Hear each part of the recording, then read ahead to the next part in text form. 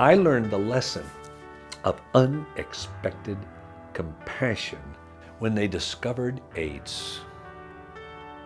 People were living in fear, everything of AIDS. Nobody knew how you really caught it. You know, they talk about being stung by a bee, by mosquitoes with the blood, exchanging the blood and all, kissing, everything. And there was so much ignorance about it. So our ministry put on the first, I think it was the first ever National AIDS Conference.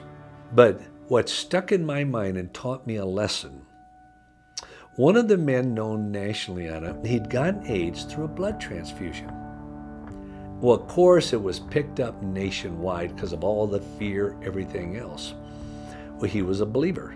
And I called him and I said, would you come down and share your testimony and what you've learned? He said, oh, yes. We came down and somebody told me, he said, Norm is now in the foyer.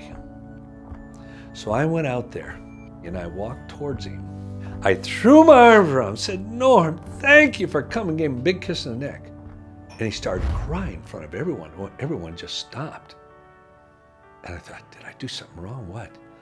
And I'll never forget, he put his hands, crossed them like this, and he said, thank you, thank you, thank you. I said, Norm, for what? For hugging me.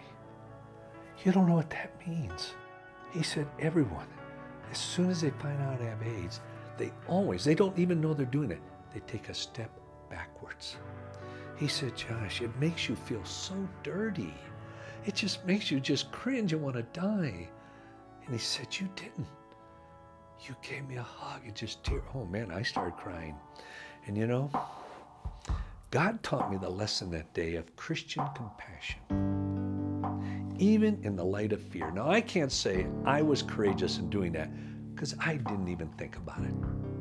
And God showed me as some of the best ways to open people's hearts is through unexpected compassion. Not expected compassion, unexpected compassion. And it was like in Russia with Operation Care Lift, one of the largest humanitarian aid efforts to the former Soviet Union.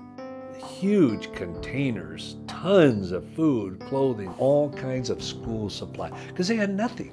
And we were in this one school, quite a poor school, and you looked out, and here were all these kids running around, about 40 Americans interspersed. They were playing games, everything, and they were hugging each other, and we always took teddy bears. And so all these kids, you see them hugging the teddy bears and all. And I was standing there. I heard one of the most significant phrases I've ever heard. One teacher said to the headmaster, who are these people? They must be from another planet, and that planet must be called love. I thought, wow, isn't that something? But you see, it was from unexpected compassion. He never expected Christians to do that because they hated Christians. And one little boy went home so excited. Daddy, Daddy, there were some Americans at school today. They were Christians. Daddy, look what they gave me. Showed all the pencils and the pens and all these school supplies, everything, and clothes and shoes and all. And it really ended up, his father came to Christ. And the reason is, that night he thought about it. He said, if these Christians have that much love towards my son, then why shouldn't I?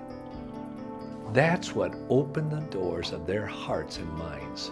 And I thought, you know, God, I want that to be the mark of my life.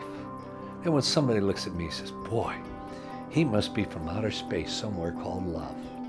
And I learned then that I'm not ashamed of the gospel of Jesus Christ, for it's the power of God unto salvation to anyone who believes.